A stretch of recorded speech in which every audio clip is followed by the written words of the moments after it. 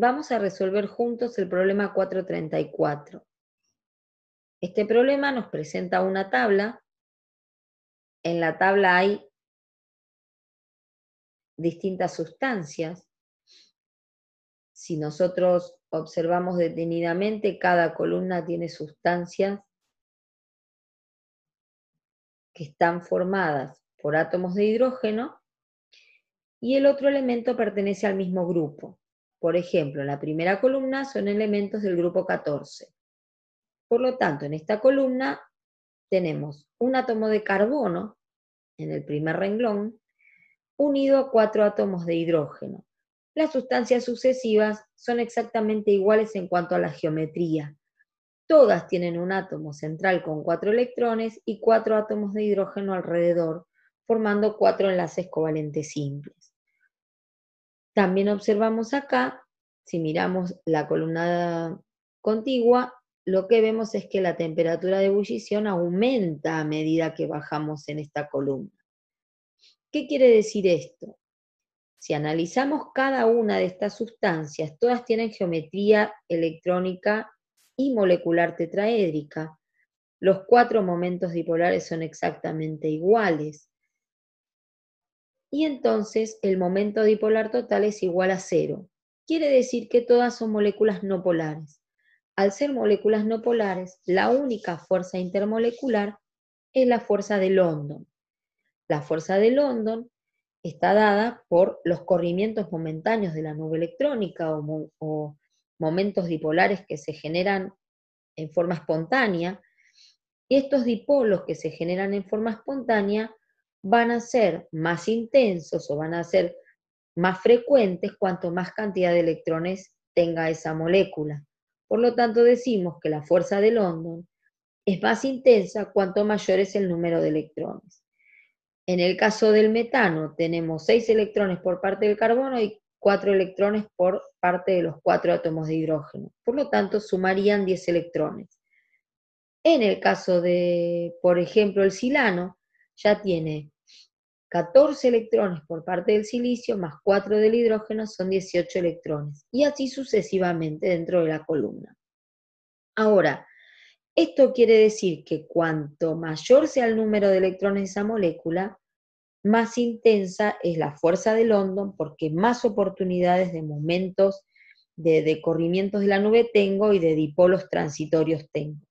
Por lo tanto, me va a costar más cantidad de energía separar moléculas que tengan una fuerza de London más fuerte y que puedan separarse como para pasar de un estado líquido a un estado gaseoso, como es este caso. Eso se ve en la columna, justifica porque a medida que va aumentando la fuerza intermolecular de London en la columna de arriba hacia abajo en esas sustancias, su punto de ebullición es cada vez más grande. Vamos a ver ahora la otra columna. Está formada por sustancias donde un elemento del grupo 15 tienen 5 electrones alrededor del átomo central y 3 átomos de hidrógeno. Si nos detenemos acá, vemos que el amoníaco tiene una temperatura de ebullición de 33 grados bajo cero, y después saltamos a la fosfina que tiene 88 grados bajo cero, este tiene 55 grados bajo cero y 17 grados bajo cero. De la fosfina hacia abajo, la temperatura de ebullición va aumentando, pero hay una anomalía con respecto al amoníaco que tiene un punto de ebullición más grande que la fosfina y más grande que la arsina.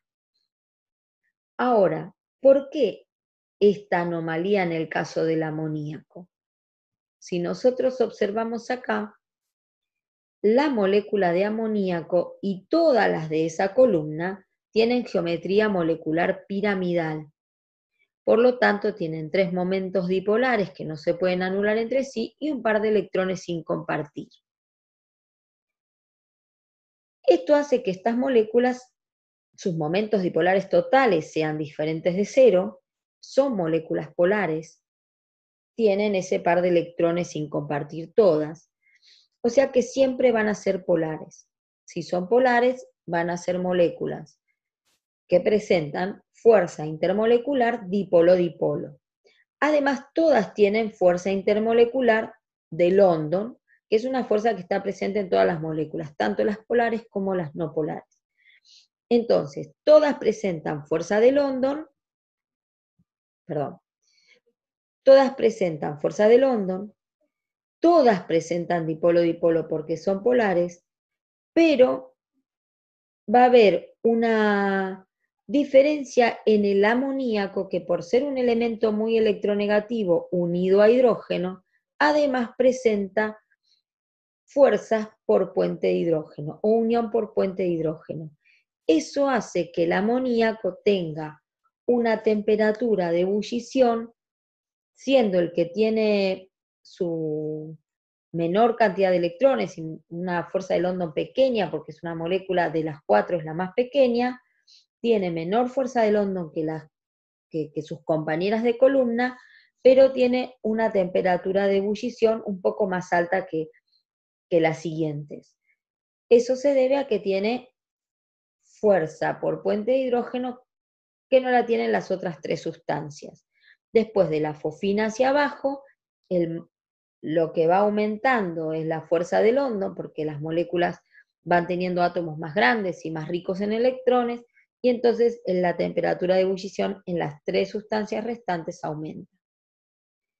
Vamos a ver qué pasa en la tercera columna que está encabezada por la molécula de agua. Pasa algo muy parecido a lo que pasa en la segunda columna. En la tercera columna tenemos el agua, vamos a volver acá para verla. Tenemos agua, el sulfuro de hidrógeno, selenuro de hidrógeno, teluro de hidrógeno. Lo que vemos es que el agua tiene una temperatura de ebullición de 100 grados Celsius, y después el sulfuro de hidrógeno tiene 61 grados bajo cero, y después de él hacia abajo el punto de ebullición va aumentando.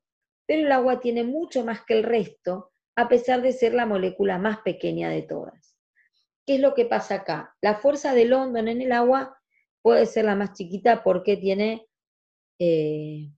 menos cantidad de electrones que sus compañeras de columna.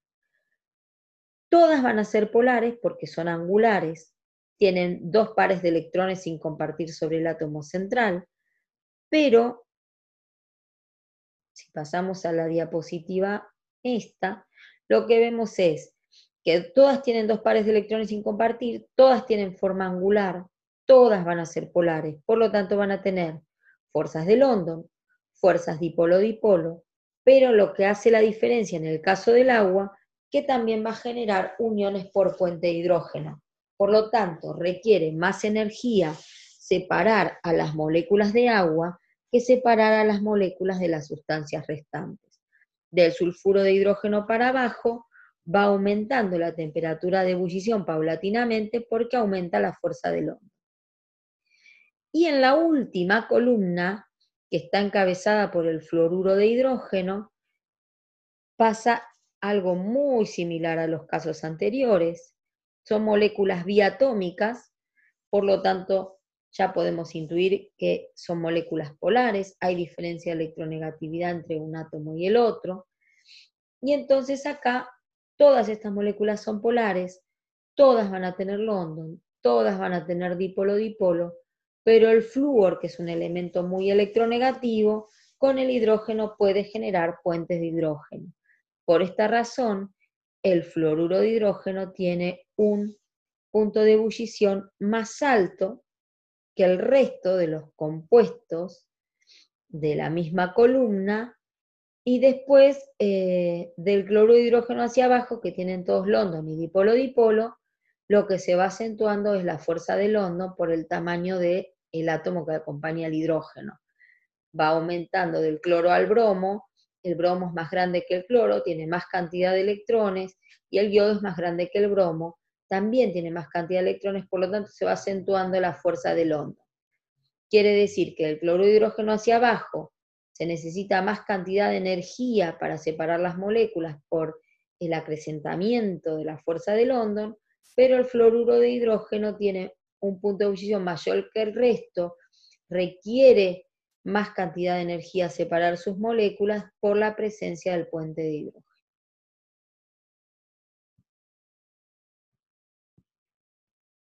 Acá podemos ver cómo se mostraría este dipolo orientado hacia el cloro o hacia cualquiera de los otros elementos.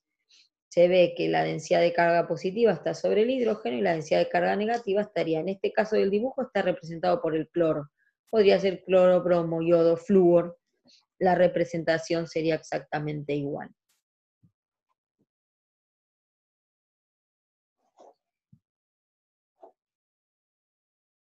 Terminé. Ahora vamos a ver cómo lo corto. ¿Sabés que se puede pausar, no? Sí.